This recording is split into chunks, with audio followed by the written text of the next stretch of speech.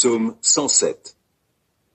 Célébrez l'Éternel, car il est bon, car son amour dure à toujours. Qu'ils le proclament, tous ceux que l'Éternel a délivrés, qu'il a sauvés des mains de l'oppresseur, et qu'il a rassemblés de tout pays, de l'Est, de l'Ouest, du Nord et du Midi. Les uns erraient dans le désert, où il n'y a personne, sans trouver le chemin d'une ville habitée. Ils étaient affamés, ils avaient soif, et ils étaient tout près de défaillir.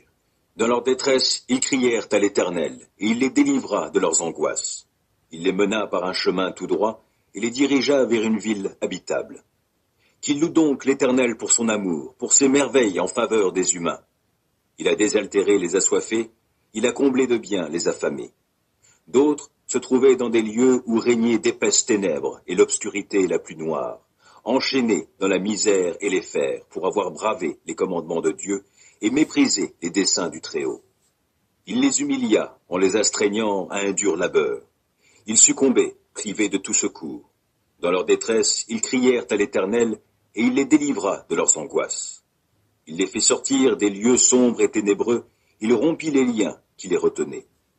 Qu'il loue donc l'Éternel pour son amour, pour ses merveilles en faveur des humains, car il a brisé les portes de bronze, et il a rompu les verrous de fer. Les insensés, vivant dans le péché, s'étaient rendus malheureux par leur faute. Tout aliment répugné à leur bouche, ils approchaient des portes de la mort. Dans leur détresse, ils crièrent à l'Éternel, et il les délivra de leurs angoisses. Il dit un mot, et les guérit, et il les fit échapper à la tombe. Qu'il loue donc l'Éternel pour son amour, pour ses merveilles en faveur des humains, et qu'il lui offre des sacrifices de reconnaissance, qu'avec des cris de joie, il raconte ses œuvres. D'autres s'étaient embarqués sur la mer, dans des bateaux, et ils vaquaient à leurs occupations sur de profondes eaux. Ceux-là ont vu les œuvres de l'Éternel et ses prodiges sur la haute mer.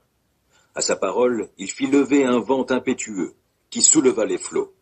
Tantôt ils étaient portés jusqu'au ciel, tantôt ils retombaient dans les abîmes, et ainsi, mis à mal, ils défaillaient. Pris de vertige, ils titubaient comme ivres, et tout leur savoir-faire s'était évanoui. Dans leur détresse, ils crièrent à l'Éternel, et il les délivra de leurs angoisses. Il calma la tempête, et fit taire les flots qui s'étaient soulevés contre eux. Ce calme fut pour eux cause de joie, et Dieu les guida au port désiré. Qu'ils louent donc l'Éternel pour son amour, pour ses merveilles en faveur des humains. Qu'ils disent sa grandeur dans l'assemblée du peuple, et qu'ils le louent au conseil des autorités. Il peut faire tarir les fleuves et les transformer en désert, ou changer les sources d'eau en lieux secs. D'un sol fertile, il fait une saline, quand ses habitants pratiquent le mal. Mais il change aussi le désert en lac, et la terre aride en source d'eau vive, et il y établit ceux qui ont faim, pour qu'ils y fondent une ville habitable, qu'ils ensemencent des champs et plantent des vignes qui porteront des fruits en abondance. Il les bénit en sorte qu'ils se multiplient, et il ne laisse pas décroître leur bétail.